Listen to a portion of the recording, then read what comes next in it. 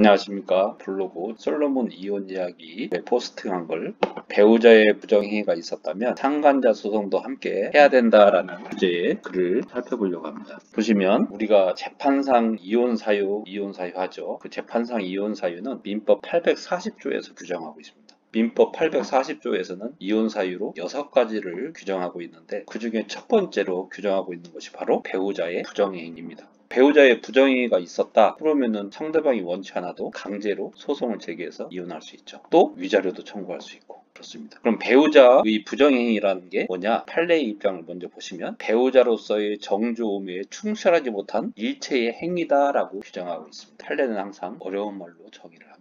그러면은 쉽게 생각해서 뭐가 부정행위냐? 상식적으로 판단할 때 배우자 있는 자가 배우자 아닌 다른 이성과 해서는 안 된다고 판단되는 일체의 일탈의 행위 정도로 이해하면 되겠습니다. 뭐 키스를 한다든지 포옹을 한다든지 잠자리를 한다든지 뭐 이런 행위들이 다 부정행위입니다. 그러면은 부정행위가 있었을 때 어떻게 해야 되느냐 이 내용을 다음으로 살펴보시면 배우자의 부정행위가 있으면 배우자를 상대로 이혼을 청구할 수 있죠. 또 위자료도 청구할 수 있습니다. 근데 나는 이혼은 하지 않고 배우자한테 위자료만 청구하겠다. 그것도 가능합니다. 이혼은 하지 않고 배우자를 상대로 위자료를 청구할 수 있죠. 다만 그런 경우에는 민사소송이 됩니다. 그리고 배우자한테 위자료를 청구했을 때는 보통 500만 원에서 많게는 5천만 원 사이에서 인정이 됩니다. 그럼 언제는 500만 원 인정이 되고 언제는 5천만 원 인정이 되느냐? 그것은 증거의 확실성 정도. 예를 들면 둘이서 성관계 하는 것을 동영상이 촬영이 됐다.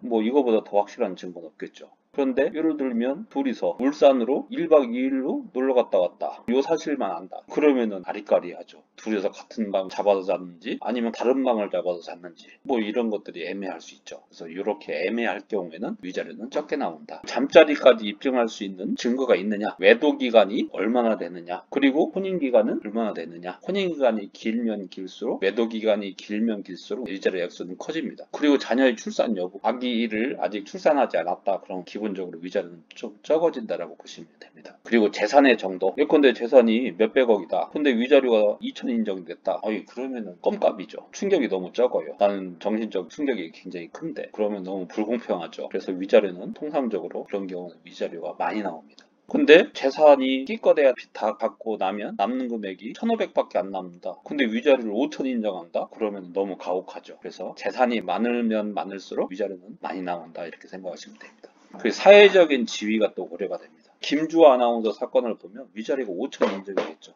그래서 사회적인 지위에 따라서 위자료는 적게 나오기도 하고 많게 나오기도 한다. 그 정신적 고통의 크기, 배우자고 외도해서 상심이 너무 크다. 그래서 이거 잠도 못 자고만 한다. 그러면 위자료는 적게 나옵니다. 그리고 이혼까지 했느냐? 이혼까지 해야 위자료는 많이 나오는 경향이 있죠. 이건 당연한 거고. 그래서 배우자를 상대로 이혼 및 위자료를 청구함과 동시에 이를 청구하지 않고 상간자를 상대로도 위자료도 청구할 수 있다. 그래서 배우자를 상대로 이혼 청구하면서 상간자를 상대로 위자료를 청구할 수도 있고 아니면 배우자는 용서하고 상간자를 상대로만 위자료를 청구할 수 있죠. 그리고 상간자에 대한 위자료 마찬가지로 보통 적게는 300만 원, 많게는 3천만 원 사이에서 인정이 됩니다. 물론 김주아 아나운서 사건처럼 사회적인 지위가 많다든지 아니면 혼인기간이 길다든지 외도기간이 아주 길다든지 그러면 위자료가 4천만 원까지 인정되는 판례가 가끔은 있습니다. 그 위자료는 어떤 요인에 따라서 결정이 되느냐를 보시면 증거의 확실한 정도, 잠자리까지 입증할 수 있는지 여부, 외도기간, 혼인기간, 자녀의 출산 여부, 재산의 정도, 사회적인 지위, 정신적 고통 크기, 이혼까지 했느냐 여부에 따라서 금액은 결정이 됩니다. 그러면은 배우자하고 상간자를 상대로 위자료를 청구하는 경우에 그 관계는 어떤 관계냐라는 내용을 우리가 살펴보아야 되는데 배우자한테 5천만 원이 인정이 됐어요. 그리고 상간자한테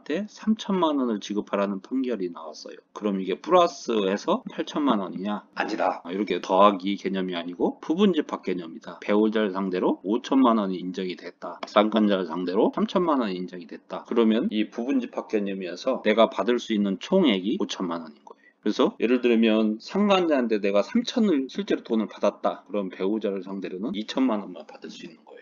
반대로 배우자를 상대로 5천만 원을 다 받았다. 그럼 상간자한테도 3천 원을 또 받을 수 있냐? 안 된다. 이미 받은 거로 치기 때문에 상간자한테는 한 푼도 못 받는다 라는 거예요. 이거를 법률적으로 연대 책임이라고 합니다. 더하기 개념이 아니고 부분집합 개념이다라는 거. 그래서 배우자한테 위자료가 5천만 원 인정이 됐고 상간자에게 3천만 원 인정이 됐다. 그래서 이게 합해서 총 8천만 원을 받을 수 있는 게 아니다. 총 받을 수 있는 금액은 5천만 원이다. 왜? 부분집합 개념이기 때문에. 상간자한테 3천만 원을 받았으면 배우자한테 2천만 원만 받을 수 있는 거죠. 또 배우자에게 5천만 원을 다 받았으면 상간자한테는 더 이상 위자료를 추심할 수 없다. 물론 3천만 원을 지급하라고 판결은 나옵니다. 나오지만 추심은 할 수 없다. 받아낼 수는 없다. 그런 내용입니다. 그래서 여러분이 이혼에 관계된 또 상간자 소송과 관련해서 많이 궁금하실 텐데 제가 운영하는 솔로몬 이혼 이야기에 보시면 많은 내용이 설명되어 있습니다. 그래서 그리고 더불어서 매도한 배우자 맨몸으로 쫓아내라 내용의 글도 있고 여러 가지 글이 있으니까요. 한번 들어오셔서 검색을 하시면 좋을 것 같습니다. 네이버에서 솔로몬 이혼이라고 검색하면 저희 홈페이지도 있고 블로그도 있습니다. 한번 들어오셔서 보시면 될 것 같아요. 그러면은 다음 시간에 또 뵙겠습니다. 감사합니다.